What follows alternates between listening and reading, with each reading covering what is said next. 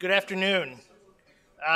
We want to get started. I want to welcome, I'm Peter Scheer, and I'm welcoming you first in my capacity as a member of the Board of Trustees of the Brookings Institution. And I may be a little biased, but it's hard to imagine another institution, frankly, around the world, as we were just talking about with Mayor Johnson, that plays such a central role in the critical policy challenges facing leaders around the world.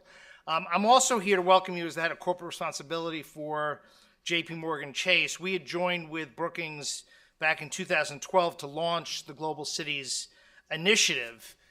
What became clear to us is with nearly half of all global economic output coming from just 300 metropolitan regions, cities have become the most important engines of economic growth.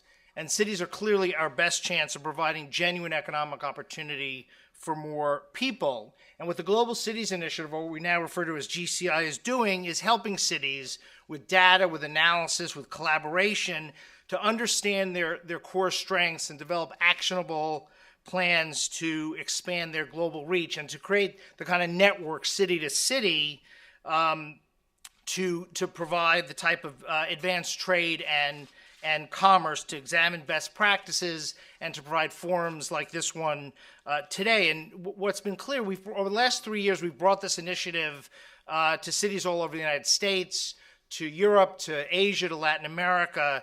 And mayors and leaders face common but significant challenges, and they face these challenges at a time where their federal governments from all countries are increasingly unable to provide either leadership or resources. So as the Miami Herald noted when talking about this initiative, cities can't wait around for the federal government to come riding to the rescue.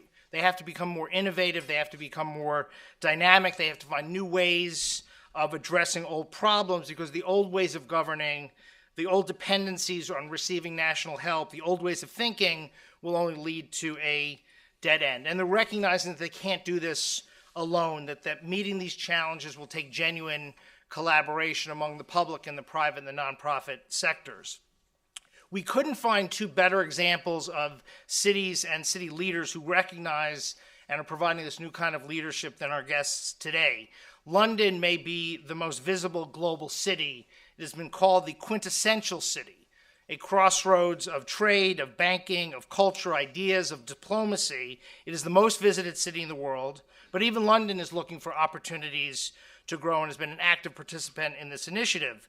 For those of you who have not had the honor, or I should say experience, the mayor of London is simply referred to as Boris. He is on a first-name basis with more than 8 million residents of Greater London and has a unique style of governance, which is symbolized by bicycling to work through the streets of London. And I can tell you from firsthand experience, he is an ever-present promoter of London at home and abroad. And he is also very mindful of London's place in the British economy and in the European Union. San Diego is a half a world away, but it's the 8th largest city in the United States with nearly 1.5 million residents. And San Diego has begun to reach out to cities in the United States and abroad, becoming a key player in the Pacific Basin. And despite its long history with military bases and its tourist industry, San Diego has begun to redefine itself by building new markets and businesses, high-tech industry, healthcare, medical devices, and it has an enviable reputation. And San Diego also has become a tremendous source of energy and commitment to the GCI program. Mayor Faulconer, who was elected last March after serving several terms on the San Diego City Council, brings a key understanding of financial challenges at a time when California is facing many, and is well known for his work. I have to say, I woke up Tuesday morning in New York to see the mayor on CNBC, and he was baited by one of the journalists talking about the relationship between San Diego and Mexico, and wanted to sort of get him to rail against immigrants and the Mexico relationship. And he said, no, let's talk about the strengths of this region. I told Bruce it would have made him cry just to listen to it. San Diego and London are just two very strong examples of how cities are increasingly seeing the benefits of being part of a global network. So we thank you both for being here. It's a great pleasure for me to turn the program over to Bruce Katz, who I think, as most of you know, is the co-founder, the director of the Metropolitan Policy Project, director of the Global Cities Initiative, and I think there are very few people I can imagine who have written about, who have thought about, who have spoken out as much about the critical role that cities play in the world than Bruce Katz. He has been called the Yoda of cities. Well, I've called him the Yoda of cities. Please welcome Bruce Katz, Mayor Johnson, and Mayor Faulconer.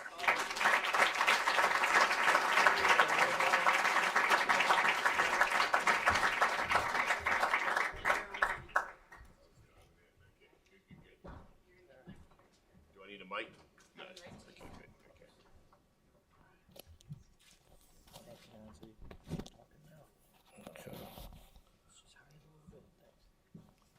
No. Thanks, Peter, for that introduction, I think. To be called the Yoda of anything. And welcome, everyone, and welcome also to folks who are watching on the live stream. And so we will be taking questions via Twitter. As Peter said, the Global Cities Initiative is really about the evolving role of cities and the evolving role of mayors. I mean, no one disputes that cities are the engines of their national economies and the centers of global trade and investment. And frankly, now mayors have to grapple with issues like the health of advanced manufacturing, health of advanced industries, exports, foreign investment, in addition to their traditional remit around planning and housing and transportation and crime and education. So this is really the new world order, which is a urban age, a city order. So Boris, I'm going to start with you. Bruce, yeah. Welcome to Thank Brookings. We are all London files here. Really Great joy to be back in Washington, where I last lived here when I was 5 years old. A fact that the Internal Revenue Service in America has not forgotten. We can spend an entire hour on that. So, as Peter said, London is the quintessential global city, and we all know you're a magnet for tourism and people and talent and investment and capital. We want to focus on those, products you make and the services you provide. Yeah. You've just been to Boston, you've dug out of the snow, you've been to New York. When you're abroad on a trade mission, how are you selling London? What are the companies, the clusters, the sectors that you're selling? Well, I think Peter gave a very generous introduction to London. I think, if anything, he slightly understated it.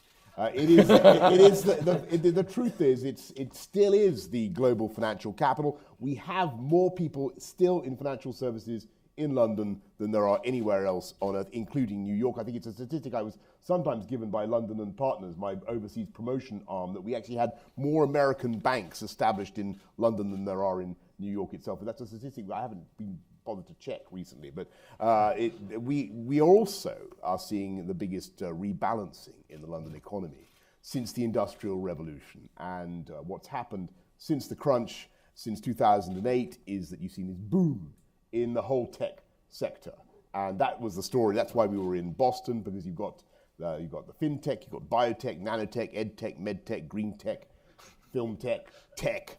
There are about 528,000 people now involved in that sector, as against about 300,000 in financial services. So that is growing very, very fast, and we need to build partnerships, attract investors from America, and that explains my mission here. But I do not want you for a minute to think that we are in any way failing as a manufacturing city. I mean, it's not just services, it's not just media and culture and all the areas in which we excel.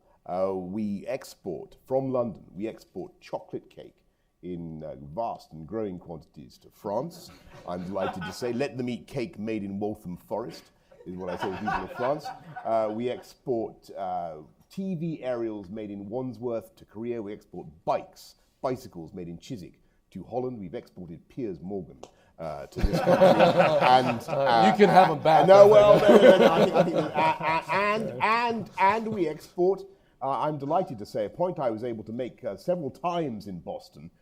We continue to export tea from London to America, on which we, the British, charge no tax whatever. I just point that Great answer. I knew we would come back to tea at some point. We charge, unlike some other things. So, Mayor Faulconer, San Diego is probably the best transformation story in the United States. I mean, you were flat on your back a couple decades ago, heavy emphasis on aerospace and defense, and now you've become a truly diversified economy of tech and innovation, and you're engaging not just with Tijuana to the south, but with really cities all over the world. So let's say you're on a trade mission to a random city, let's say London. How are you That's a good example. I like that. How are you selling San Diego? Companies, clusters, sectors? Well, I appreciate the talk about the role that we're playing with Mexico, and particularly Tijuana. I mean, we were talking about that just the other day. That's a huge strength for us in San Diego. It's an asset. It's a competitive advantage, and one that as mayor that not only do I welcome, but I promote and foster every chance I get. I mean, when we look at, for example, what we're doing in medical device manufacturing, we don't say it's two cities, San Diego and Tijuana. We say it's one region, one mega region. If you combine what we're doing in medical device manufacturing, we are the largest region for medical device manufacturing on the planet. So we have that unique combination, I think, in San Diego of entrepreneurial spirit, all of the skill set, but increasingly, it's innovation.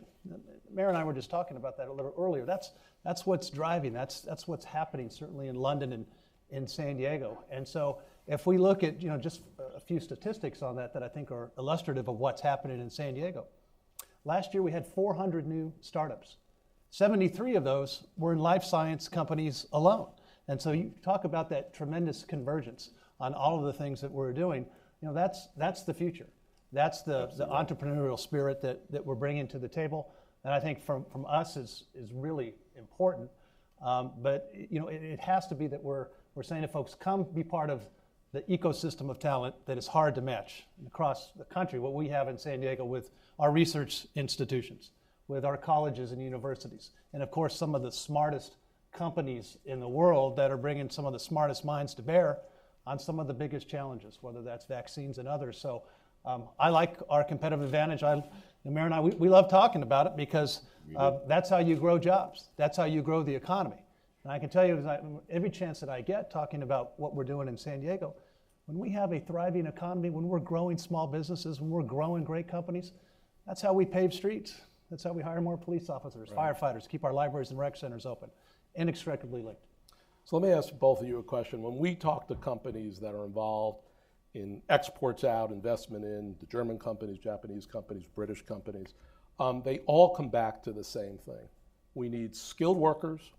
We need modern, efficient infrastructure, the infrastructure you see, the infrastructure you can't see, broadband, internet connectivity. We need to be part of a robust innovation ecosystem that you're talking about.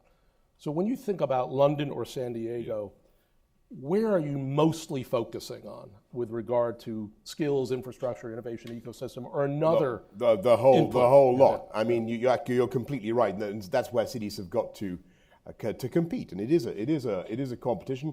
We've got to make sure that we put in the physical infrastructure. So we've got a incredible program right now of transport infrastructure investment, the biggest since Victorian times. The Crossrail that's going in across London, the east-west rail link, a huge new underground rail link. That's the biggest engineering project anywhere in Europe. We're extending the tube. We're putting new bridges across the river. We are opening up sites across the city that were completely inaccessible before, like Battersea Power Station, which some of you may remember from the cover of the old Pink Floyd album. Nothing happened. That was basically all it was fit for, frankly.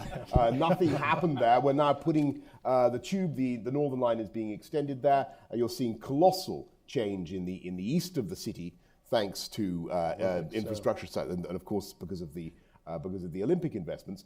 And that is helping to attract a skilled workforce from around the world. I mean, we don't have as many Mexicans, but we do have huge numbers of, I'm sorry to say, but we do have huge numbers of French people. I'm the mayor of the fourth biggest French city on earth. There are approximately 400,000 French men and women in London. It's more than Nantes. It's more than Strasbourg, I'd have to worry about a German invasion if we go on with this kind of level of French. That's a joke, by the way.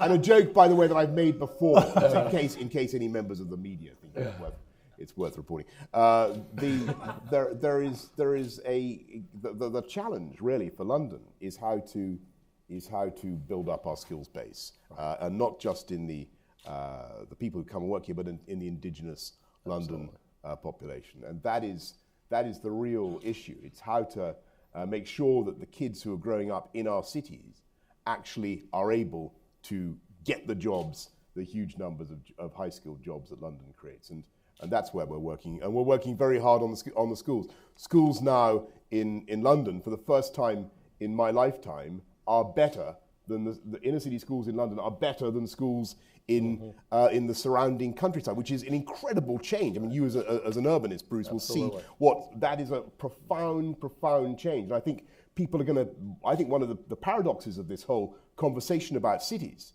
is pretty soon we're going to have to start thinking hard about what we're doing for the villages and what we're doing for the coastal towns.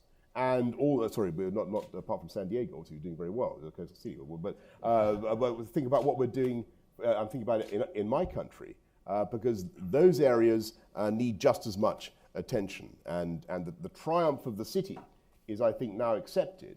We need to think about what's happening in the rest of the countryside as well. Absolutely. Mr. Mayor. Yeah, the cities are the hub of innovation. The Mayor's talking about the tube in London.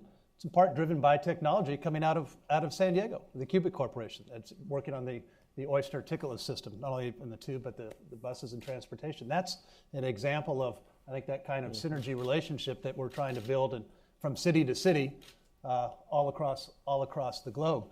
But when you talk about infrastructure, you like to think about it in the physical infrastructure, but also from a technology standpoint, if you will, of the cyber infrastructure. But just in San Diego alone, that's been one of the biggest pushes that we've had, particularly in the last several years, and particularly when it comes to a lot of our border infrastructure. Working with the federal government, for example, we are the busiest land border crossing in the Western Hemisphere in San Diego. And we were seeing border wait times of 2 and 3 hours at a time. We worked to get extra border lanes open, get those dollars going, and now we're seeing border wait times of 30 minutes, in some cases less.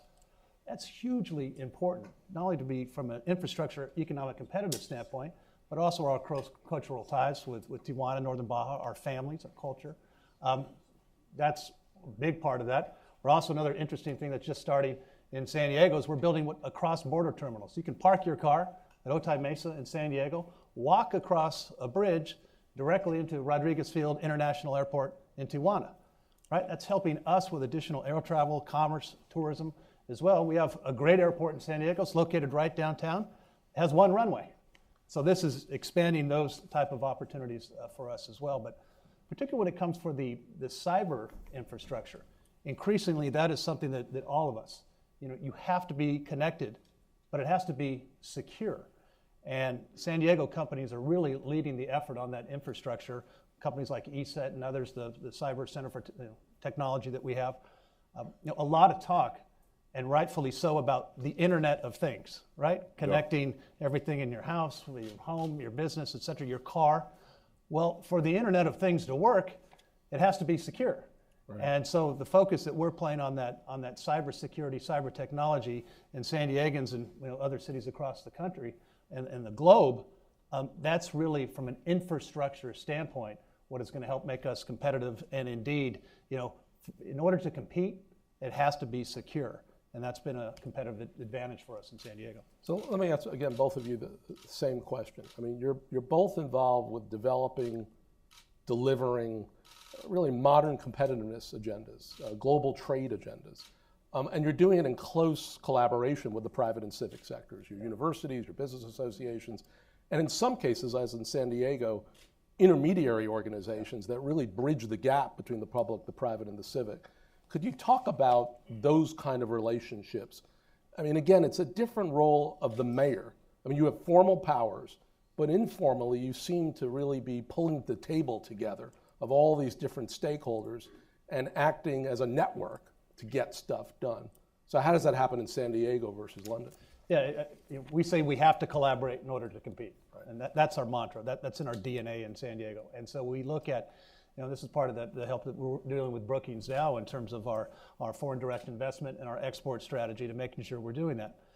With also all of the focus that we have on new startups and entrepreneurial, one of the things we're trying to do in shifting that conversation is to say, think globally first. A lot of new companies, when they first start, try to think about locally, then maybe statewide, and then maybe go national. We're saying, think globally first and to do that. But from a collaboration competitive standpoint, and we are so fortunate that we have groups like the EDC, we have groups like Connect, the Chamber of Commerce, others, and our great research institutions in San Diego, whether that's the Scripps Institute, West Health, Venner Genomics. We know how to come together to help solve problems. And when we do that, we're not waiting for the state or the federal government to come in. We're controlling our own destiny. That's what you have to be able to do in order to say, hey, this is how we actually succeed by getting all of the smart institutions together at the same place. But also, and lastly, to answer the question on the private sector, we're so fortunate in San Diego. We have great corporate leadership, great companies. Look at Qualcomm, a worldwide leader in technology. Qualcomm is doing some phenomenal programs when it comes to exposing school kids to science, technology, engineering, and math. If you ever get a chance, go to their Think-A-Bit, a program that they have, their lab in San Diego. It's phenomenal. So that harnessing of not only talent, brains, minds around the table, but the focus on young folks for education is helping making sure that we're able to train folks not just for the jobs of today, but for the jobs of tomorrow. Public-private. The private sector is absolutely indispensable to the growth of the city in all sorts of ways. I mean, the Olympics, for instance, was a huge act. Just doing the Olympics, putting them on, was a massive feat of collaboration between the private and the public sector. We could not have done it without the active support and participation of London business. But I want to give you one very important example of how mentalities are now changing certainly in the UK. In order to do some of the big projects that we're talking about, you can no longer simply rely on Uncle Sugar in the form of the Treasury coming up with the money.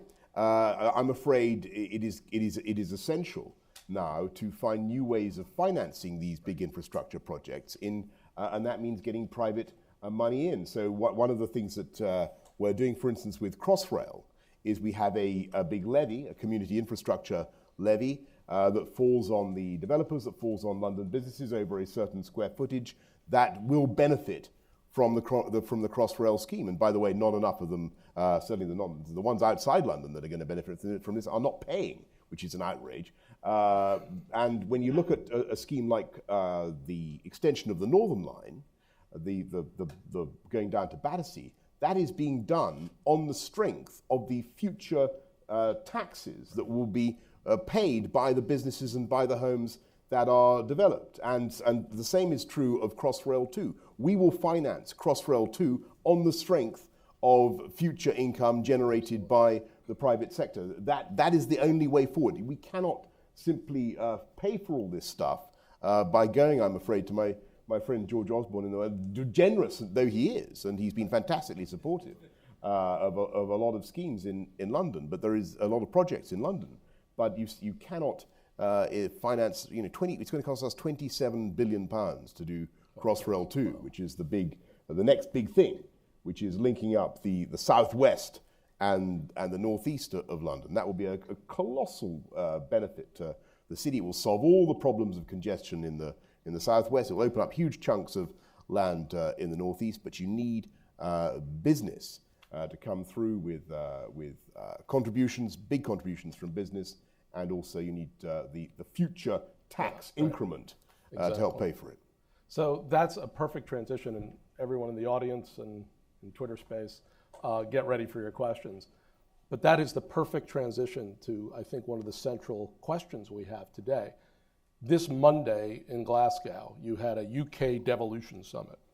The English cities, the Scottish cities, the Welsh cities, they all came together to demand, essentially, a transfer of power from Whitehall, your central government, down to your cities. And to some extent, you've already been the beneficiary of it. You've been a huge advocate for more devolution. But we've got to go further. Right. This thing is in its infancy in the UK by comparison with America. It is an absolute disgrace. It's totally wrong in my view that a city like New York, I think, basically is able to control about 50% of the taxes it raises, or the tax generated by New York. I think I've got roughly 50% is controlled by democratically elected politicians within New York, the mayoralty or others.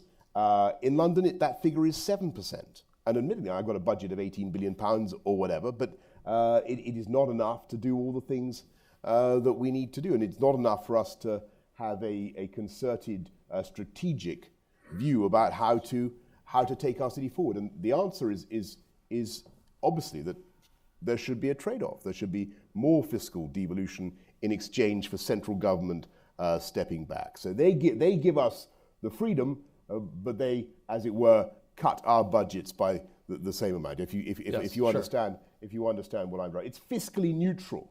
It's fiscally neutral for the central government. There's no lose for the Treasury. They simply give us the mandate to go for policies that will produce economic growth and new housing and new jobs, which will in turn lead to more revenue. But at the moment, we're stymied because we have to go begging for penny packets of funding to deliver new projects. So it's urgent. And I think, by the way, I don't want to sound too evangelical about this, but I think when you look at the state of politics in Britain, there is no question that it is going through a very rocky period. And politicians are not thought generally to be in touch with people. There's a lack of communication. There's a lack of, people don't feel that the politicians are answering their needs. Devolution is obviously the way forward. Push power downwards to the level of cities. And I think you'll galvanize British politics if you do that. So US, very different place, very highly devolved, powers very diffuse across levels of government, sectors of society.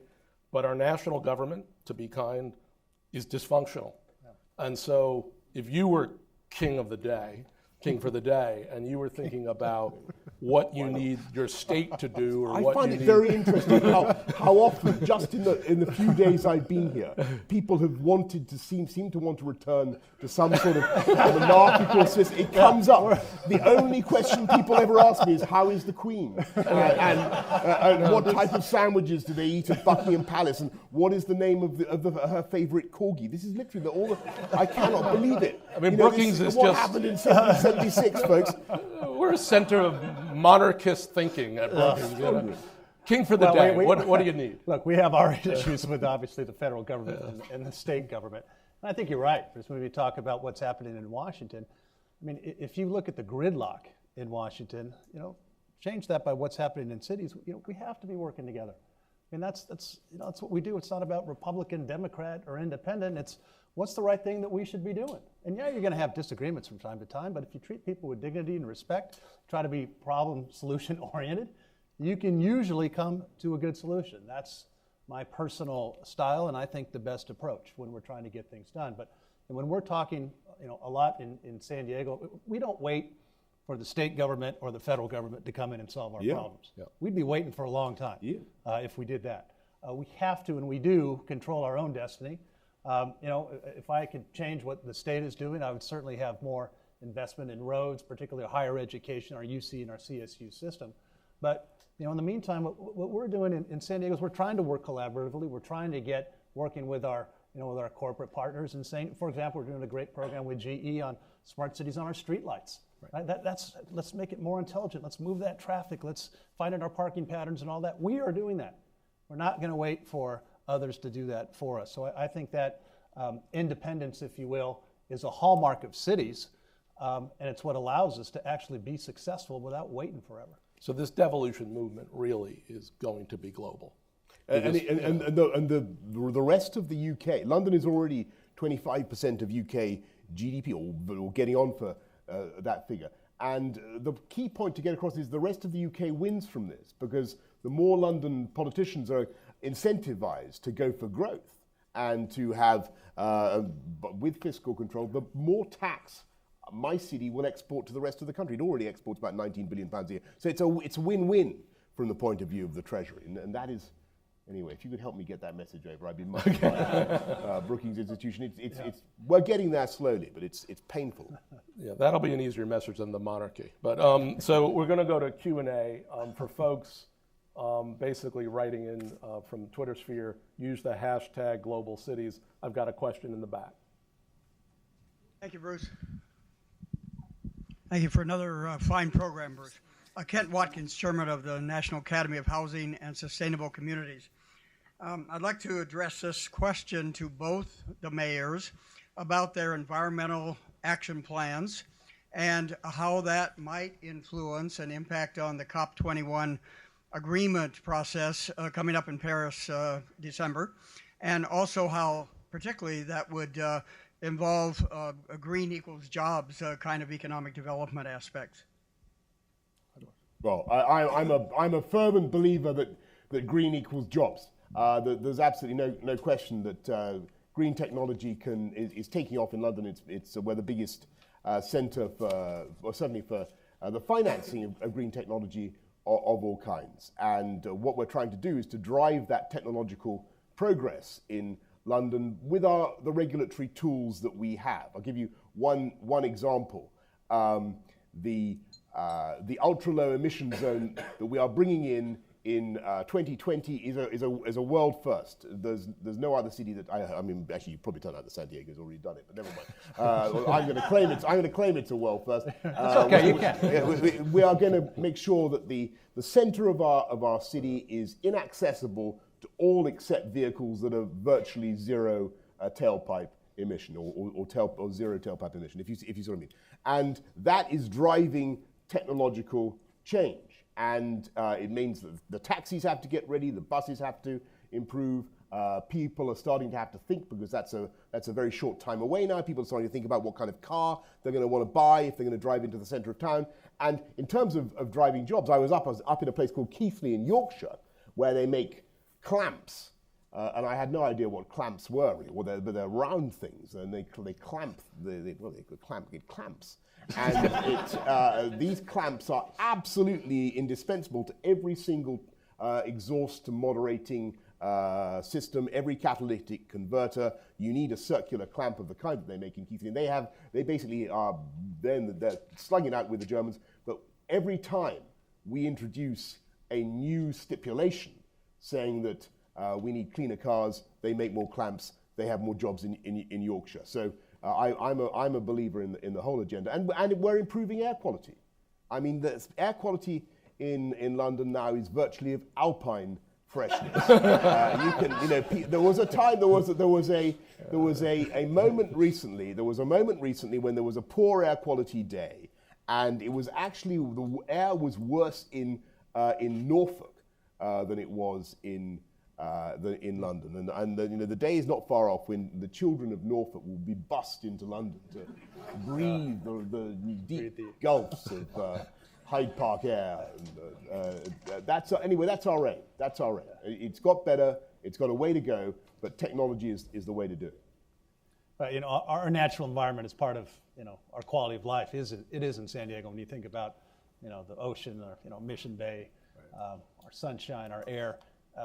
We have to take steps to protect that and do that. And in fact, one of the things that I put forward, once again, cities, I think, leading the way on this, we just put forward a San Diego Climate Action Plan that I strongly believe in, that talks about us as a city setting that goal for 50% renewable energy. Fantastic. Talks about making sure that as we move forward with new construction and development and residences in San Diego, that they're pre-wired for the electric vehicles. To make it easier for folks to do that as we're seeing those transition and people want to do that. It's going to help our air quality. It's going to be the right thing to do, I think, for job growth as well. And it's just going to make common sense. But increasingly, people understand the absolute connection to, is this a city that I can live in? Is this a city that has good schools? Are there bike lanes that I can ride my bike? Is there things that, from an solar electricity standpoint, that helps us not just to compete, but it's, as I said, it's a function of who we are. Mayor, do you have difficulty with some of your electorate when you want to put in bike lanes? We do. Yeah. But we're working on that. Good. But this is one of the things that city governments face, is in order to do something difficult, like put in great bike lanes, you have to infuriate a lot of people. I'm afraid to say, and these decisions are tough to take. But the bike lane that we're putting we're putting in a huge new east-west cycle lane, and there's a great deal of apprehension about it. But it is going to be superb. I'm looking at LBC radio here because they take a particular interest in it. They've got one particular broadcaster who always tries to kill me about this bike lane, but it will be massively to the benefit of London. I'll come ride with you. Will you come ride? Yeah. Thank you. The very Boris much. bikes? Yeah, well, those are also very successful. They're very successful. Arturo, and could you tell us who you are? Yeah. Thanks, Bruce. Arturo Sarucan, former Mexican ambassador to the US and a senior non-resident fellow here at Brookings. Great to be with both of you. San Diego is certainly the prime example of a transborder metropolis with Tijuana and even with Mexicali. London is at the forefront of this renewal of the city-state as a very salient feature of the 21st century international system. One question for the mayor of London, because it may not be as relevant for San Diego, it is for New York City, it certainly is for London. As the cities, as hubs of entrepreneurship, creative industries, talent, the tourism industry, people, residents of a city like London are being priced out.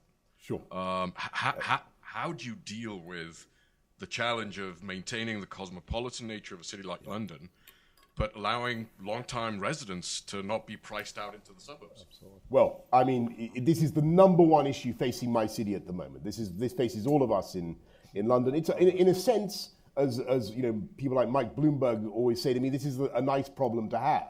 The London property market has not always shown the strength that it currently shows. It went through real doldrums in the 70s, in the 60s. The population declined massively. London was a very miserable, empty kind of monochrome kind of place. The environment wasn't as wonderful as it is today.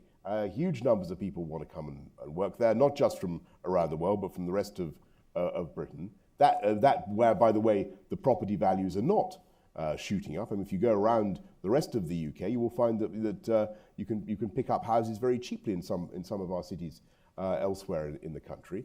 So the issue is, how do you deal with it? There's only one answer.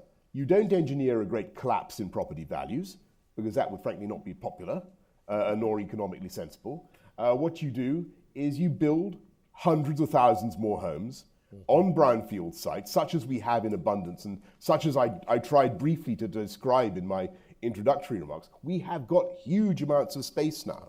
In London is just going over 8.6 million. Just has actually a couple of weeks ago. We had the 8,600,000 first citizen was born in a London maternity ward, and so we went over 8.6 for the first time since 1939, and we've been this big before, and we have the land to build the homes on, and particularly in the east of the city, on the sites where that were left derelict after the collapse of much of the great the docks and other such industries. The only thing you've got to do is put in the transport infrastructure, and I return to my point. Transport infrastructure, mass transit, is absolutely critical to pulling this off. And that gets us back to the devolution of fiscal authority. Unless you have the ability to plan long term, the fiscal certainty that enables you to borrow, to finance the kind of transport infrastructure projects you're talking about, you will not be able to build the housing in the numbers that a city like London requires. So everywhere and always, the answer to the demand is supply. Question here in the second row. Hi, Danielle Kurtzleben. I write for Vox.com. I'm curious, so the US and the UK, if I'm understanding correctly, both have relatively low, as nations, levels of social mobility. But of course, it's a local phenomenon. And I'm wondering what are the best ways that you've found to promote those in your cities? Great question. Well, you're absolutely right that social mobility is something that in the UK, certainly, I can't comment about the US, but in the UK, social mobility, by many standards, many measurements, has actually declined in the last few decades. And there's a great deal of analysis about why that might be. I think that unquestionably, one of the great factors that drove social mobility in the post-war period was the system of selective education, which enabled people from poor backgrounds, low-income backgrounds, to get a fantastic education and dramatically change their life circumstances. Now that system was very largely removed because it was in many cases very painful.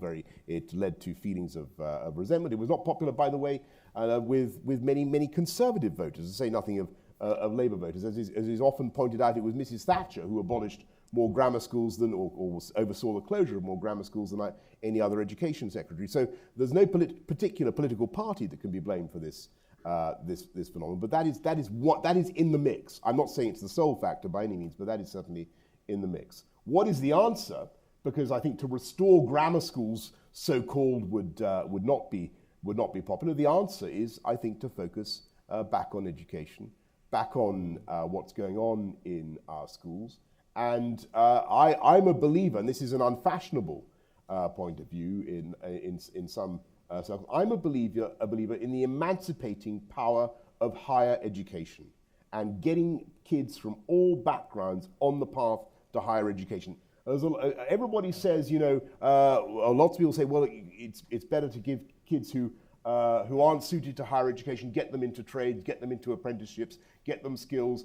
Universities are often a waste of time. All the evidence is that if you go from a poor background into university, you will dramatically improve your life chances, and you will add about $200,000 over your lifetime to your income. I'm making that figure up. But it's something like that. It's some stupendous figure of that order. It probably doesn't sound very stupendous to an American audience, but there is a considerable financial benefit to kids who get into HE. So focus on early years, and then give people the opportunity all the way up. Do you ever get fact-checked in the No, I'm flagging that one up as a one that needs checking, but it popped into my head. And I would just add, it begins and ends with education, always, and training. And in fact, one of the things we were talking about this earlier in the session, you talk about the skills gap. Right? I mean, that is real. That is real in San Diego. That is real in cities across the country. I'm sure that's real in London as well. And so, how are we, as we're growing these economies, as we're saying, be part of innovation, be part of what's happening in technology and healthcare and life sciences? We have to make sure that San Diegans have the opportunity to benefit in that. And so increasingly, one of the things that we're doing in San Diego is not only working with our research institutions and our four-year universities, but increasingly our community colleges. We're providing the real world training that can help somebody instantly within 6 months or a year, not 4 years, to be part of advanced manufacturing, to be part of some of the breakthroughs that are happening. So that opportunity, I think, is what can often make the difference between success and failure. And when I'm out talking a lot, I talk a lot about one San Diego. That's what I'm talking about, making sure that our city is great when every neighborhood is great and everybody has access to enjoy the benefits of what we're doing in terms of our economy. It has to have that opportunity, but it does begin and end with education and training and development. And by the way, I think the tech sector offers a great deal of hope, because a lot of these, the kids that we're trying to reach may not be formally much good at, have succeeded very well in school, but they do know about BlackBerries or whatever. They do know about apps, and many of them can get fantastic placements and internships in these young startup companies and go on to fantastic careers. I've got Sandy and then Neil, and then so please introduce yourself. Yep. Mayor Johnson, Sandy Apgar, Urban Land Institute. With your other recent publishing interest, if Mr. Churchill were here today, or for that matter in London, in any role you would assign, what actions would he take to unlock the gridlock and help the devolution you're describing? Well, obviously, he would do exactly what I suggest. I mean, I think he would. I hope he did make. I mean, he made a great speech in favor of devolution. Admittedly, when he was a member of Parliament for a Scottish seat. Perhaps it had to be viewed through that optic. He was a believer. He called for the substantial devolution of powers to Scotland and to Wales and to London. Again, in this early Churchillian incarnation, I don't think it was one of those ideas that he kept at the forefront of his mind throughout, and he had other concerns then supervened. I think he certainly would have supported it. To get it done, you simply have to get the Treasury to understand that they will make more money out of this. They have nothing to fear. Even a Labour mayor couldn't possibly make a hash of it. Well, I mean, he might make a hash of it. But there could be ways of protecting the tax base. There could be ways of protecting business and the taxpayer against the depredations of somebody who might want to abuse the system. And I think Winston Churchill would have got it done. I think absolutely. I think it is something that will, as I say, that will electrify and detoxify a lot of politics in Britain. So Neil Pierce, who's one of our great urban journalists, has the next question. Thanks, Bruce. I may be an urban journalist, but I have a question that has to do with the city and the country. Mayor Johnson talked about the triumph of the city, and he said it was time for us to think more about the countryside and the villages on the coast and so on. Is that a responsibility of the city, or how does the city, in this era where the city has risen and the rural areas are not doing as well on education, technology, you name it, what's the city's role, or how would you address that problem? I think that we're all in this together, to coin a phrase, and we should. Obviously, it's in the interests of the whole community to think about how everyone else is doing, and the triumph of the city is good news for the whole nation in the sense that the economic growth will be a benefit to the rest of the country. But we need to, I think we need to think of ways of improving communication, ways of improving electronic communication, but also physical communication. One of the great dogs that hasn't barked in this whole conversation is there was an idea about 15 years ago, maybe longer, that we would all basically be sitting at home on the internet doing something called telecottaging. Right. And we would be communicating, whatever the hell that was supposed to mean, and communicating with nobody would need to go to the office anymore. There would be no. Do you remember all that nonsense? Absolutely. It's total nonsense. Yes, total nonsense. It's turned out to be the opposite. It's turned out that the more communication and contact people have down the web, the more they want to see each other, the more relationships they form, the more vital it is to have mass transit. So when you think about social exclusion in the rural areas, poverty of all kinds, you need to think also about physical communication, and so you need to think about high-speed links. And I have to say that one idea that really attracts me, and you're going to think I'm off the wall here, but I love what this guy Elon Musk is talking about. Has got to be right. That is now this maglev. Which part of what he's talking about? Okay. Well, he took his idea of the hyperloop. Yeah. And now this is technology that is very old now. The maglev, the idea of the semi-evacuated tube and all the rest of it. This is old stuff. We should be, or rather, it's an old idea, but hasn't yet been put into practice. If you did it in an effective way, you could start to hook up areas. I'm thinking particularly in my country. That are in need of better and faster communication. But you could do it, if you tunnelized it, you could do it without destroying the countryside.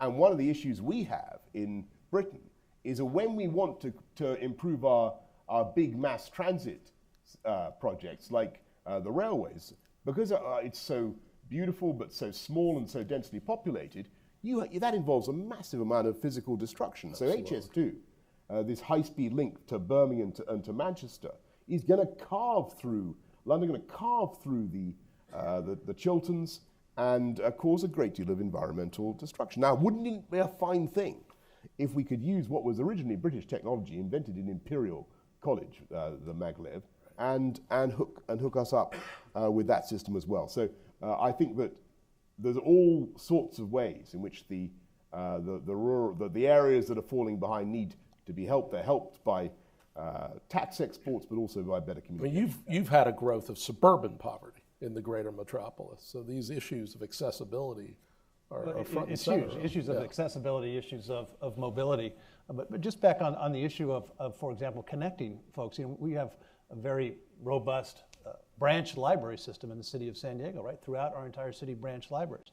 And there were some that said that libraries were going to be obsolete, right? That the internet was going to change that nobody was going to go in and use their library system anymore. No, of course not. We're opening libraries at the moment. Yes, and we're extending library hours, additional library hours. We've come out of, we look back into the recession, as we're finally starting to come out that, we've had some of the highest usage in libraries that we've ever had. And so what I'm saying is libraries are centers of learning and centers of the community to come together and interact with each other. And so we're doing some really unique program. We're helping kids coming in after school, taking advantage of the library folks that are already there, do after-school tutoring and mentoring, one-on-one. We've done that as a pilot program in 18 libraries across the city. Phenomenally successful. People are clamoring to get in. We've also said, use the Library Foundation, once again using technology at the library, to come on in for some of those folks that haven't gotten their high school diploma. You can go do that online now with a very innovative program that we're doing. So connecting our neighborhoods, connecting different parts of the city, I'm a huge believer that the cities play a big role on that when we're talking about gathering spaces and centers of knowledge and learning. It's not just about checking a book out. So last question, because the mayor has to leave. Both of you, anytime you're successful at the local level, and you're running for parliament, everyone immediately talks about, you should be prime minister, you should be governor, or you should be senator. Well, he should be governor. Senator. You should be prime minister. You guys have great jobs. I know, but why would you possibly want to go? Well, the trouble is, you should not stay your welcome I will have done 8 years, which is a long innings. Time. It's a long innings, and I do love it. I love every second. I think it's the most fantastic job in the world. But in the end, all politicians rightly approach the moment of mortality, like Arcala in do I mean Arcala in the Jungle Book? Anyway, we make our last leap. And that's it. And that moment. And so I've got to find a new crag to leap onto. So that's the point. That's great. That's why I'm going to Parliament. Please say you're not leaving. I've been on the job for 11 months. I love what I'm doing. I'm gonna stay doing exactly what I'm doing. Okay, everyone, let's thank the Mayor of London, the Mayor of San Diego. Thank you.